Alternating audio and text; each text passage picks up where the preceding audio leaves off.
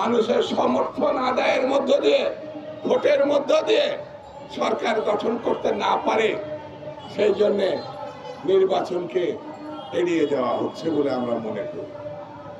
আমরা মনে করি বাংলাদেশে যে এখন অবস্থা দাঁড় করানো হয়েছে, তাতে ষড়যন্ত্রকারীরা যারা গণতন্ত্র গত 15-16 বছর ধরে ধ্বংস করেছে, নিশ্চিহ্ন করেছে, তাদেরকে কোনো না কোনো ভাবে রক্ষা করা হচ্ছে, কোনো না কোনো ভাবে ষড়যন্ত্র করার সুযোগ দেওয়া হচ্ছে।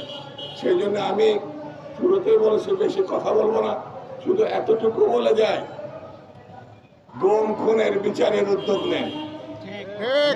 যারা অর্থ লুটপাট করেছে তাদেরকে আইনের আশ্রয় নিয়ে আসেন, যারা এখন চারিপাশে ঘুরে বেড়াচ্ছে, যারা প্রশাসনে আইন শৃঙ্খলা বাহিনীতে ফ্যাসিবাদকে প্রতিষ্ঠা দিয়েছে, রক্ষা করেছে, থাকার ব্যবস্থা করেছে, তাদের বিরুদ্ধে আপনার আইনগত ব্যবস্থা নেন।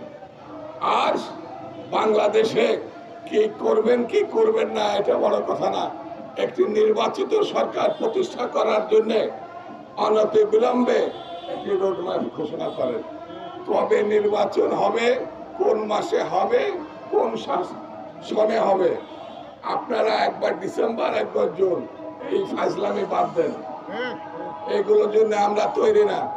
আর আপনাকে আগেও বলেছে, হাসিনার যখন তাড়াতে পেরেছি, অন্য ফাঁসিবাদের যদি উদ্ভব ঘটে, তাদের তাড়ানো বাংলাদেশের মানুষের ওয়ান্টুর ব্যাপার, সেটি মাথায় রেখে কার্যক্রম নেবেন। আপনাকে ফুলের মালা দিয়ে গ্রহণ করেছে, ফুলের মালা দিয়ে বিদায় জানাতে চাই। এটাই বিএনপির স্ট্যান্ড এখনো পর্যন্ত। সবাইকে ধন্যবাদ। খুদা হাফেজ। বাংলাদেশ জিন্দাবাদ।